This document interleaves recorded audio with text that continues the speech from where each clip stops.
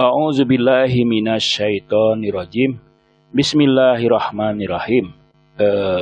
Dalam riwayat dikatakan bahwa seandainya di dalam puasa itu hanyalah terjadi transformasi atau perubahan dari dorongan-dorongan nafsu kebinatangan berubah menjadi puncak kemalaikatan spiritualis, maka itu cukup sebagai keutamaan dan kemuliaan. Jadi puasa ini itu akan mengubah motivasi, mengubah hasrat, mengubah keinginan kepada yang rendah menjadi keinginan kepada yang mulia, yang agung. Puasa itu adalah tameng, puasa adalah perisai dari neraka. Karena puasa itu menangkis panasnya syahwat dan amarah. Syahwat dan amarah itulah yang akan mendidihkan api neraka jahanam di dalam hati manusia. Dan itu nanti akan muncul di akhirat kelak. Jadi api neraka itu sebetulnya mendidihnya oleh syahwat dan amarah. Dengan puasa, amarah dan syahwat itu menjadi mereda, menjadi dingin. Kalau tidak diredakan oleh puasa, maka api neraka jahanam di dalam jiwa itu akan muncul di akhirat kelak. Ini menurut murid dan menantunya Mullah Sadra, yaitu Faid Kashani, tokoh sufi abad ke-7, dalam bukunya Etika Islam Menuju Evolusi Diri. Nah, puasa itu bagus selama ia tidak menggibah, tidak mengumpat orang muslim. Karena mengumpat itu atau bergibah itu adalah memakan daging bangkai. Kemudian puasa itu untuk Allah. Puasa itu sangat mulia karena dikaitkan dengan Allah Subhanahu wa Ta'ala. Meskipun semua ibadah pada ujungnya memang terkait dengan Allah. Namun mengapa puasa itu khusus untuk Allah? Pertama, puasa itu kan tidak kelihatan, tidak tampak. Puasa itu kan hanya menahan dan meninggalkan sebuah perbuatan yang juga tidak terlihat, tidak ada tindakan nyata. Sementara ketaatan lain, ibadah lain, misalnya sholat, orang terlihat sedang melakukan sholat. Orang terlihat sedang memberikan infak, sedekah. Terlihat, itu adalah aksi tindakan yang terlihat. Haji misalnya, terlihat. Tapi puasa, yang tahu hanyalah Allah. Karena puasa adalah ibadah batin yang dilakukan dengan kesabaran dan murni ikhlas untuk Allah.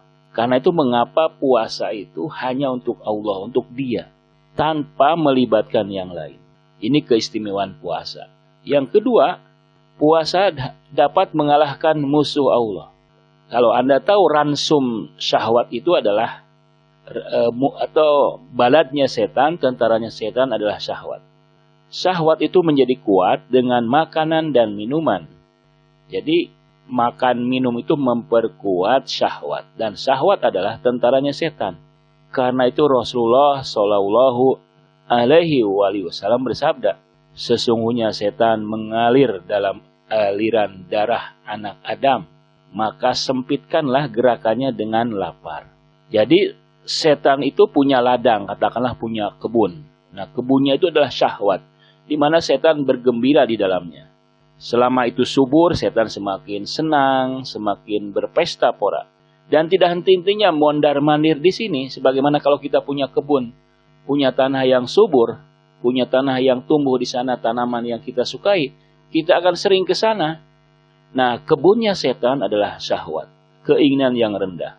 Karena itu, Allah sendiri mengatakan bahwa yang menghalangi Allah, yang menghalangi kalian menemui Allah, yang menghalangi kalian untuk melihat alam-alam malakut, alam-alam spiritualitas, karena setan-setan itu selalu mengelilingi anak Adam dan keturunannya.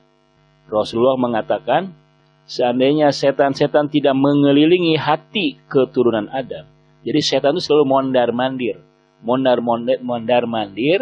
di hati manusia. Niscaya mereka melihat malaikat langit. Manusia punya kemampuan, punya potensi, punya kapasitas untuk memasuki, untuk melihat alam yang lebih tinggi. Namun karena selalu diharu biru oleh setan, akhirnya manusia menjadi lemah. Kemudian orang yang berpuasa itu akan merasakan kegembiraan yang lebih tinggi. Nah, salah satu kegembiraan di dunia, ini sebetulnya tanda, simbol bahwa orang yang berpuasa juga akan mendapatkan kegembiraan di hari akhirat yang lebih tinggi. Namun kegembiraan itu diperlihatkan di dunia, sedikit demi sedikit. Kegembiraan orang yang berpuasa adalah saat berbuka. Bagi orang yang berpuasa secara khusus, kegembiraannya lebih tinggi, yaitu mendapatkan hidayah dari Allah dengan menyempurnakan puasa. Sedangkan bagi orang-orang awam, kegembiraannya adalah makan, minum, mengakhiri penderitaan lapar haus. Jadi bagi orang awam seperti kita, kegembiraannya adalah saat berbuka, saat mendekati waktu maghrib. Nah, itu gembira. Tapi bagi orang khusus, dia akan merasakan kegembiraan yang lebih tinggi, yaitu saat berjumpa dengan Tuhan. Sahabat-sahabat yang mulia, puasa itu memiliki 3 level: umum, khusus, dan khawas. Puasa umum adalah menahan lapar, ya, menahan haus, dan menahan dari nafsu biologis, menahan dari pemenuhan syahwat. Sementara puasa khusus adalah menahan telinga, bukan hanya menahan lapar, haus, ya, dan juga syahwat, tapi juga menahan telinga, menahan mata, menahan mulut, menahan tangan, mengendalikan kaki, serta anggota tubuh lainnya dari perbuatan dosa. Jadi telinga bisa saja kita mendengar gibah, gunjingan. Mulut bisa saja ketika berpuasa kita menghina orang lain, kita menyakiti orang lain. Imam Ja'far Shadiq alaihissalam berkata, jika kamu berpuasa, maka puasakanlah telingamu, puasakanlah matamu, puasakanlah rambutmu, puasakanlah kulitmu. Dan janganlah, kata Imam Shadiq, janganlah hari puasamu seperti hari berbukamu. Berpuasa kita menahan lapar, menahan haus. Kemudian saat berbuka, kita makan berlebihan. Kita memasak menu-menu yang mewah. Padahal biasanya saat kita tidak berpuasa, makanan kita sederhana, makanan kita sehat tapi murah, hemat. Namun ketika di hari-hari puasa, makanan buka kita, makanan sahur kita menjadi mewah. Nah, itu kata Imam Ja'far Shadiq, janganlah hari puasamu seperti hari berbukamu. Kemudian dalam riwayat lain, ketika berpuasa tinggalkanlah perdebatan dan gangguan terhadap pembantu jika kita punya pembantu. Milikilah ketenangan puasa, karena sesungguhnya Rasulullah pernah mendengar seorang wanita mencaci pembantunya sementara wanita itu berpuasa. Lalu beliau membawakan makanan padanya dan berkata, makanlah ini. Si wanita menjawab, saya sedang berpuasa. Rasulullah mengatakan, bagaimana kamu berpuasa? Padahal kamu tadi mencaci pembantumu. Sesungguhnya puasa bukan hanya dari makan dan minum saja. Puasa juga menjaga dari akhlak yang buruk. Dalam riwayat lain, Nabi Muhammad SAW mengatakan, sesungguhnya berpuasa adalah tameng penangkal neraka. Jika salah seorang dari kalian berpuasa, maka janganlah mencaci dan bertindak bodoh. Jika ada orang yang memeranginya atau mencacinya, maka katakanlah saya sedang berpuasa. Rasulullah SAW juga berkata, siapa mengumpat seorang muslim, batalah puasanya, batalah wudunya. Jika ia mati dalam keadaan seperti itu, ia mati dalam keadaan menghalalkan apa yang diharamkan Allah.